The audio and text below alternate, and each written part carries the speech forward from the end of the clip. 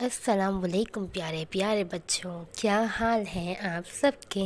میں امید کرتی ہوں کہ آپ سب بالکل ٹھیک ہوں گے، بہت خوش ہوں گے اور بہت ہی مزے میں ہوں گے۔ تو پیارے بچوں، آج کی ہماری کہانی کا موضوع ہے تھمبلینا کی کہانی۔ ہم تھمبلینا کی کہانی سنیں گے آج۔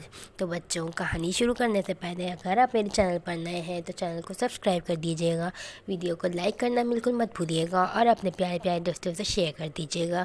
تو چلیں بچوں، ہم ویڈیو کو اسٹارٹ کرتے ہیں۔ تھمبلینا کوئی عام لڑکی نہیں تھی، اس کی پیدائش ایک پھول کی پتی پہ ہوئی۔ وہ بہت ہی خوبصورت تھی اور اس کی آنکھوں میں ایک خواب سا چمکتا تھا۔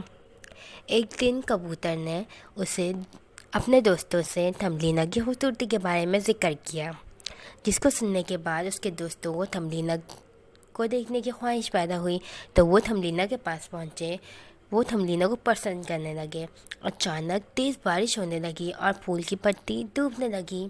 تھمبلینا کو ڈر لگا کہ اب وہ ڈوب جائے گی، لیکن ایک مچھلی نے آ کر اسے بچا لیا۔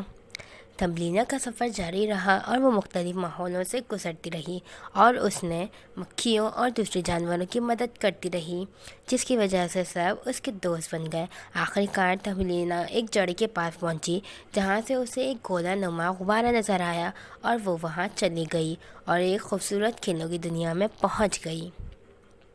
تو پیارے بچوں، اگر آپ کو یہ کہانی اچھی لگی تو کہانی کو لائک کر کے چینل کو سبسکرائب کر دیجیے گا۔